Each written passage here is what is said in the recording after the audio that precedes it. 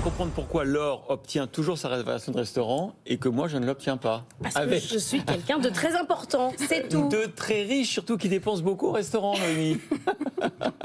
J'aimerais tant. Non mais Noémie, la réservation en ligne, ça a transformé complètement la restauration. Plus d'1 milliard de réservations dans le monde, rien que pour le service de réservation OpenTable en 2022.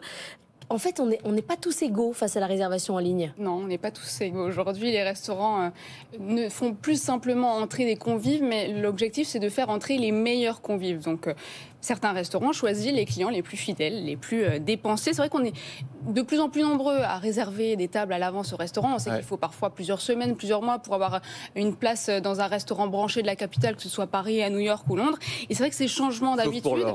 Sauf pour Laure. Oui, mais comment ils savent les restaurants? C'est ça le truc. C'est ça qu'on va tout savoir. C'est en fait. Vous allez comprendre. Je vais vous vite, expliquer.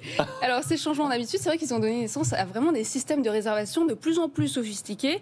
Donc, des systèmes de réservation comme Reza, comme Seven Rooms, comme OpenTable, donc qui vont collecter des informations qui vont être utiles aux restaurateurs, donc qui vont avoir accès à des informations comme la fréquence de visite, comme les dépenses moyennes ou encore comme les habitudes de ses clients. Et donc ça va permettre d'apporter une expérience non seulement ultra personnalisée, mais aussi de cibler les meilleurs convives et j'aimerais dire donc de filtrer les gros poissons. Oui, parce qu'en fait, ce que ça veut dire que du coup, une fois que vous avez fait votre résa par tel ou tel site de réservation, le restaurateur va mettre de la data et on saura combien vous avez dépensé à chaque fois. Si vous prenez du vin ou pas. Ça veut dire qu'on est noté en tant que client, en fait. En quelque sorte. Exactement. Les restaurateurs, ils attribuent un statut spécial.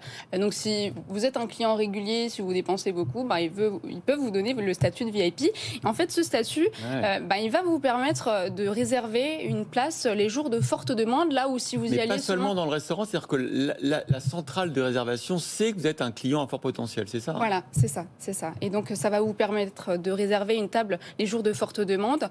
Si vous y allez seulement 1 ou 2 fois dans l'année, vous n'aurez pas de place. Et vous aurez aussi un accès anticipé, des semaines à l'avance pour réserver des tables. Une carafe d'eau, Anthony.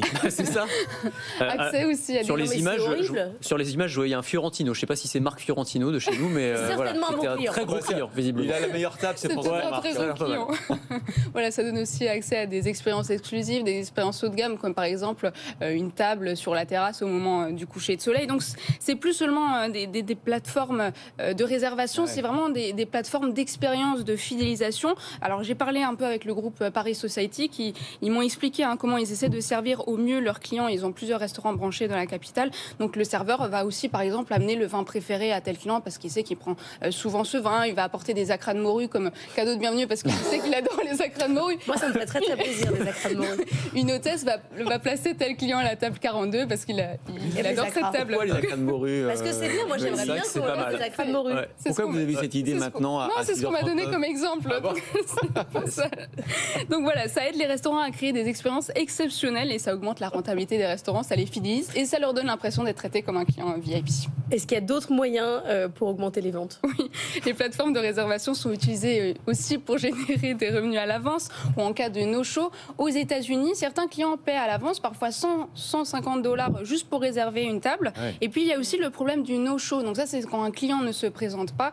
Certains restaurants, c'est le cas à Paris aussi, le groupe Paris Society a dû mettre en place une politique de frais d'annulation pour certains restaurants. C'est notamment le cas du restaurant Moon qui est situé sur les Champs-Élysées. Un jour, on m'a demandé ma carte il faut laisser Visa pour réserver. Du coup, je ne suis pas allé à ce restaurant. Voilà. Certains laissent leur empreinte bancaire et voilà, vous êtes débité de €50 donc si vous n'annulez pas la réservation. Et ces systèmes de réservation pourraient même aller plus loin, encourager les clients à payer plus pour vivre des expériences extraordinaires, comme par exemple à Las Vegas, le Bellagio Resort pourrait facturer des tables faisant face à ces célèbres fontaines. Et qui sentent le javel. Merci. Ah oui, on apprend. Ah oui. Comme quoi, c'est pas moi qui. Ça, je savais pas. C'est quand même plutôt.